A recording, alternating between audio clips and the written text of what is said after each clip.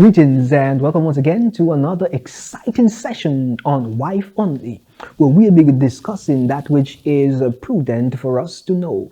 We are distinguishing between a male and a man. If that is something you're interested in, please join us on the inside to navigate you through this excursion of the 15 distinctions between a male and a man. Is yours truly, Ainsley, the wife lifestyle strategist. Let us get on the inside so you can enjoy that which you came here to devour. Now, let us examine the 15 distinctions between a male and a man outside of what we would have previously indicated. So, number 1, a man knows his worth and his identity. He knows who he is, whose he is, and what his purpose is. The male is existing in a state where there is identity crisis. Number 2, the man has a vision. So he has a sense of direction, knowing where he needs to take his family. The male, he lacks vision. He lives his life in the past, on his past encounters, his past pursuit, his past success. But the man is looking to the future. Number 3, the man exudes confidence. Yes, you heard that right. But the male lacks confidence and entertains cowardness. You don't want a man that is coward. Well, that is not a man, that's a male. So now you have an idea to distinguish. Number 4, the man, as we stated, is a protector, but the male is a coward. So if someone comes to break into your house, the male will put you forward and say, take my wife, honey, defend me. But the man is going to protect and prevent the intruder as much as is reasonably possible. And the man is going to be protective because his wife is submitted to him. So he has his duty and obligation to her. Number 5, let us get down to number 5. The man serves, but the male wants to be served. Yes. I don't think I have to say anything further on that matter. The man is willing to serve, to do things which are pleasing to his wife in accordance to the will of God, but the male desires to be served and serviced in all manner of ways, some which are ungodly, but he desires them anyway. And if the female is in the relationship and in oneness, then she will oblige in destroying her sanctuary and desecrating his, and believing that they are living lives which are pleasing because they put, before we even get to that, let us move to number 6. The man moves towards fulfillment, but the male moves towards pleasure. Yes, so he desires pleasure over fulfillment. He desires pleasure over principle. But that is not where we're going to stop. Number 7, a man is committed. The male is uncommitted. He wavers. Number 8, the man is faithful, but the male is unfaithful. The man is focused. Yes, he is focused on that which is right and righteous, and he has a sense of direction, a sense of guidance that he wants to instill on his family. And he is focused in getting them to the destination. But the male is confused. You see, he has a gender identity crisis, and he is confused about who he is, where he is going to be.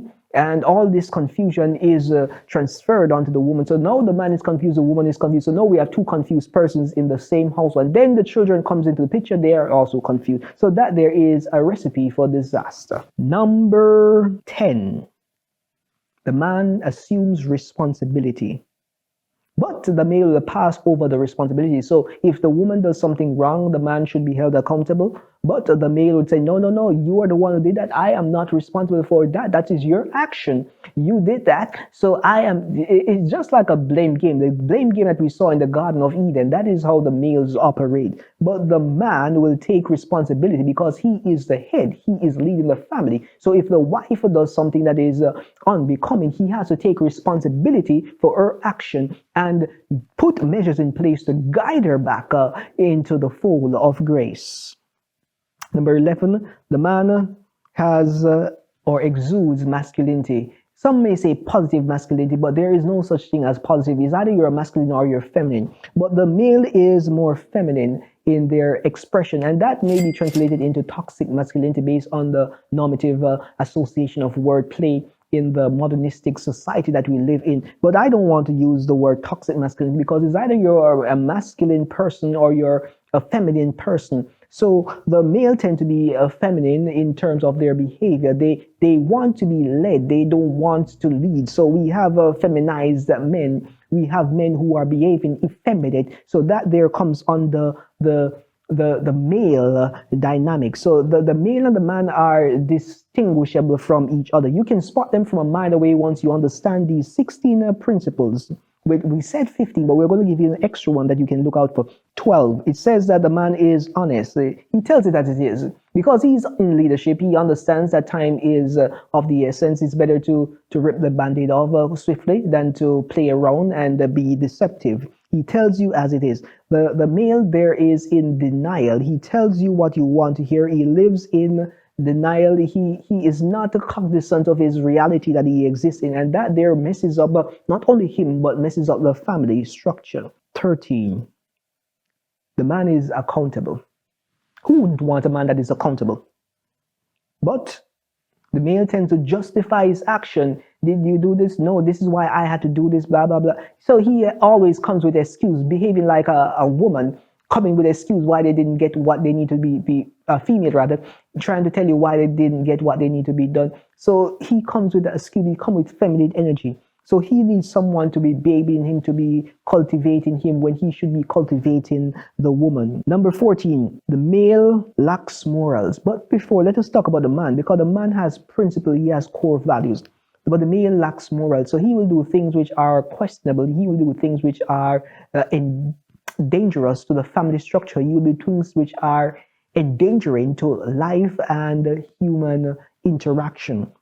But he doesn't care because he is a male. His mind is still not fully developed. He has not yet been in alignment with the will of God. So we can't expect him to be operating as an ideal man. Number 15, the man appreciates a powerful woman. The man will appreciate a powerful woman because he understands that the woman is representing him.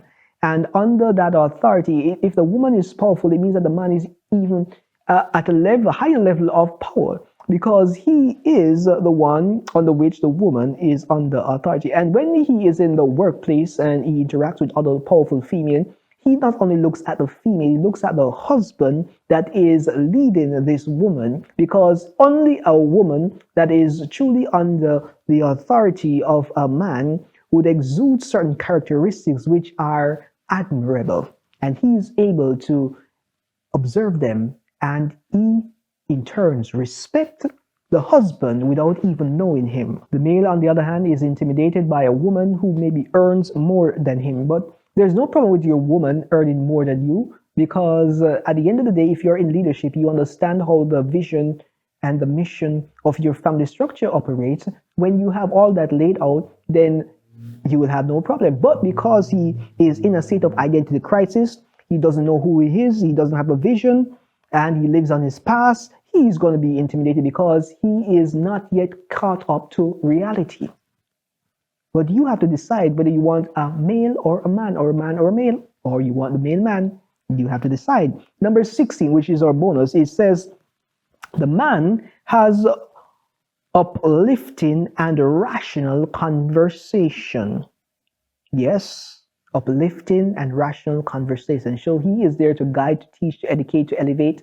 However, the male is there to engage in irrational conversation. He wants to explore things which are not worth exploring. He wants to erode your time construct. He wants to give you ideas which are not beneficial to your present or your future.